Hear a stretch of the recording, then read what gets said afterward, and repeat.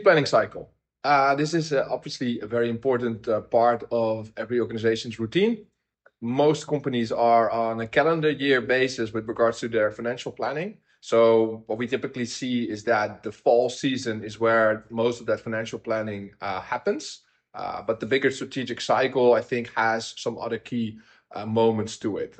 So often in springtime is the time to revisit your longer term plans, see if they are still true and on point. And then in fall, you're going to do your financial budgeting and planning for the next year.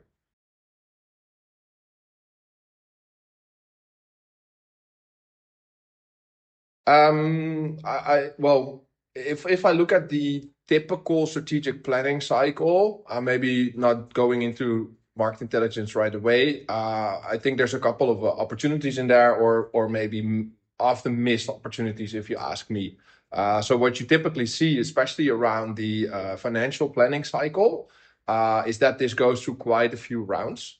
It takes quite some effort, time, and there's kind of like moving goalposts all the time, because most companies start this up somewhere late August, beginning September, depending on when people are back from holidays. And then they take it all the way through November or so to sign off on it. And their latest forecast, their last estimates, everything is still moving in that period because it's obviously months. And I think it's a bit of a drain, to be honest, for most companies. So most people involved in there see why it's important, why it's necessary, but they don't necessarily get a lot of joy or energy out of it. And it can turn into this big doing concessions type of thing, instead of it feeling like an empowerment. And let's attack the year ahead. I think that can be different, and especially the external perspective, so data from outside of the organization, that can really help both the speed, but also the energy and dialogue in these processes. Most executives I speak with, they describe roughly this process to me like this. So at the start of this planning cycle, there's a certain brief that goes out to the organization, so the different units and things like that, on some higher level assumptions and targets for next year, and then the request to deliver their inputs for the budget based on it. So a certain amount of growth, certain amount of profit, certain amount of cost reduction, certain amount of investment, all that stuff. That's often based on extrapolation of what the organization has done in the past years, or the assumed ambitions for next year, but it lacks a certain external validation to it, or even a substantiation of it to also the people you're sending it out to. So what then happens is that from the get-go, everybody starts questioning this brief. People are maybe agreeing to some, disagreeing on others, and that's depending on the geography or the business unit or whatever. It's different points. So the first inputs, not surprisingly, that you'll get back from the organization is a mix of everything. And then the financial function collates it, turns it into this first budget. That gets discussed at executive level, and surprise, surprise, it's not what we wanted. Right? That is what very typically happens. So then it goes back, second round. This needs to be different. This needs to be higher. This needs to be lower, etc. And then that goes on for a bit. At the same time, the business is moving. So last estimates change, market conditions change, price dynamics change. Has to be factored in the forecast. So you see this. It's this rolling process, and it's tiresome because of it. But it can also be very different. If you, at the start of this process, infuse more of an external perspective to what you're going to plan for next year, it objectifies where you set your targets, so you get rid of that discussion. But it also helps you, also at the very start on the executive level, because I think that's also where some of the executives go wrong. Make clear where you're going to point your efforts towards. So what that means is you typically see companies raising the bar in areas where they're already exceptional, because they feel like that's a strength. and it makes sense to build on your strength. But if it's already really good, then it's maybe very difficult to make it even better. And there's often also things in organizations, blind spots, where they're actually not that good. And it's accepted for some reason, or there's a bit of complacency in there, or it's just they don't know. And maybe it's much easier to raise the bar there, but you're just not focusing there. So then again, if you bring a good, solid external perspective to validate or substantiate your internal assumptions of where to target for next year, growth, costs, efficiency, investments, profits, all that stuff, you can do two things. You can focus your efforts in the areas where your organization is most likely to succeed, and you can substantiate that out to the people that are going to supply your inputs to the budget.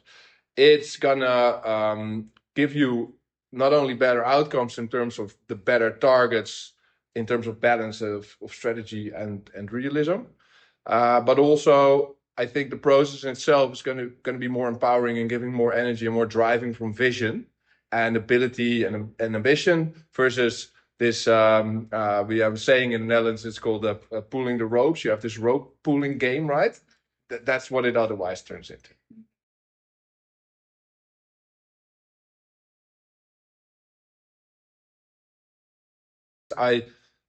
I generally see across the board. So in the past 15 years, I've seen, I think now 500 different boardrooms.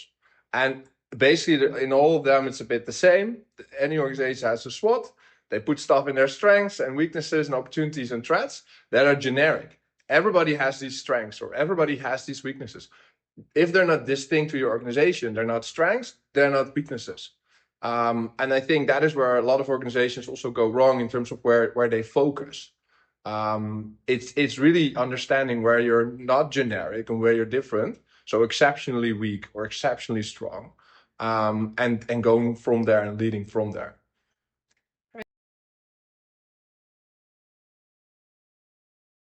Yeah, like data is never perfect, and that's also what you see a bit in terms of depending on the maturity an organization has in terms of using data and proficiency with it. Interestingly, organizations that are less mature at using data are more focused on getting perfect data, while the organizations that are more mature at using data, they know that data is never perfect. It's never gonna get you to 100%. So they are much more able to work with a certain level of accuracy and confidence in the data and layer in things on top of that. And then I think that is where this 70% balance comes in. 70% is like a proven level of having enough data to directionally understand what's going on, to then bring in your experience or your gut feel or validate your thoughts, your hypotheses on the market or whatnot, to get to that last 30%, if you will, for making your decision. If you're gonna try and get to 100% of the data, you're gonna retire before you're there, right? And if you're gonna make your decisions based on, I don't know, 50 or 30% of the data, you're basically just guesstimating. So that's what 70% represents, and it's a bit of a feeling because you never know when you're at 70. But 70 is the point at which, if you speak from a feeling, you have the facts there to know in what window or bandwidth of things we're talking about, what direction things are going. Maybe it's growing 50% or 17 or 13, but it's not 6 and it's not 60, a little bit like that. And that is enough for you to then add these things like experience and gut feel and intuition and and also have a discussion with people that also have this 70% of information and make a decision. Yeah, benchmarking is one of those main things in this strategic planning cycle, where you add that external perspective, right? So going back to that process again, the executive level sends out a brief that should be based on at least a decent amount of benchmarking with the market and with competitors. If you're going to set certain targets for growth, if you're going to set certain targets for efficiency improvements, what are they based on? They should be based on an external reference compared to where your organization is today. If the market's growing 5%, then that's very relevant information to judge your own growth target at. If you want to outperform the market, you shouldn't target 4, you should target 5 or 6 or whatever. If you think based on your strengths and weaknesses compared to the competition, you might not be able to outperform the market, and without knowing it, you're setting a target that's higher than the market growth, you're setting yourself up for failure. So that's the first piece. And then the second piece is, when you're getting back these inputs from the organization for your budget, they're still going to be probably a little bit different from what you've asked for. And then going back to this external reference, but probably in a more detailed level, to substantiate or ultimately probably also show why maybe some of these inputs should be different, is a key piece to getting an aligned budget that has the right targets, that are not only ambitious, but also realistic and accepted. Because this last piece, I think every executive knows this, if you set a target that from the beginning is not going to be accepted by your organization, you're going to keep fighting throughout the whole year, convincing people this is what we should do. And you should be working on hitting the target from day one. I think acceptance is about the process. It's about the objectiveness and the fact base for it. So everybody has opinions and is entitled to their own opinions, but not everybody, like people aren't entitled to their own facts. And that sounds really logical, but if there's not a good fact base, then there is nothing like this foundation to align on. So you will always keep discussing whether this is too high or that is too low. So I think that fact base is really important. And then from there, the process that you have for sharing this information, this data, these insights out, substantiating why you're setting certain targets or why you're ultimately going to make a certain concession somewhere or not. And then I think people will understand. Acceptance is often mostly about understanding.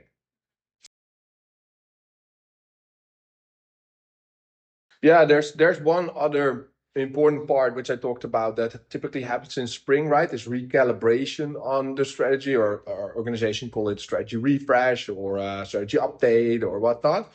Most organizations have this like 5-year strategy plan or strategy cycle, and I think one of the key things that every organization should do every year is check that, but I think that's obvious. Most organizations do that. I think that the key thing organizations should do, and they not deliberately, I think, do this, is every strategy has a set of assumed truths.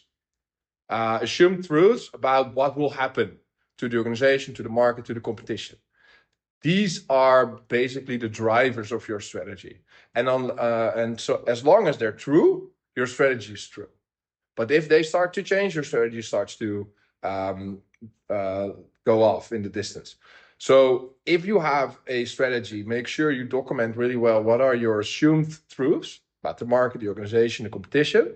And every year, check whether these assumed truths are still there. And that's where market intelligence comes in, because most of these assumed truths will be about certain events that will happen in the marketplace, certain growth that will happen, certain developments at customers, certain advancements in technology. All of these things, there are things that you need to check. Is this still going in that direction? Is it going faster? Is it going slower?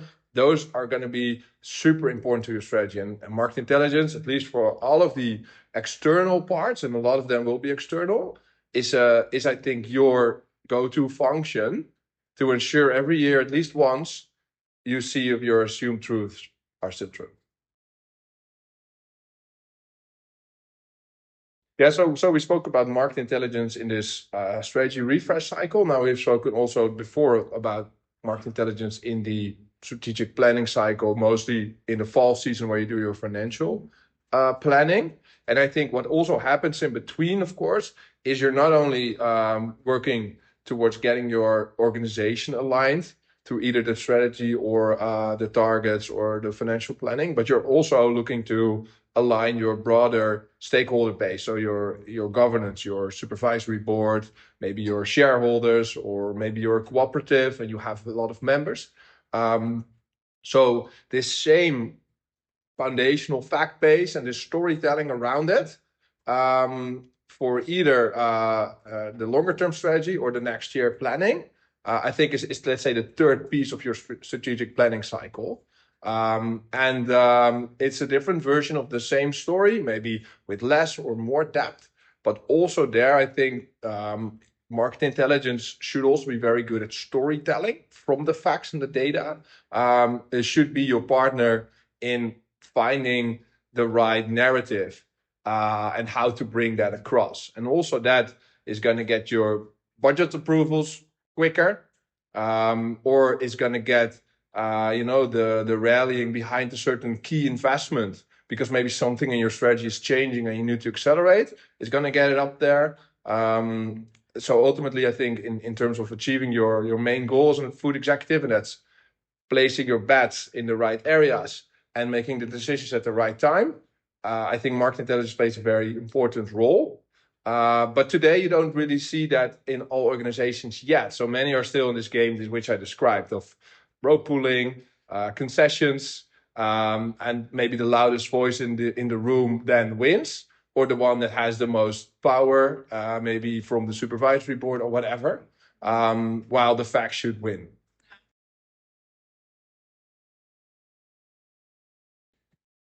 I think if we look at today's market, I think one of the other key things organizations should start to do better is the amount of volatility and amount of dynamic that's there makes your longer term planning, I think, very different.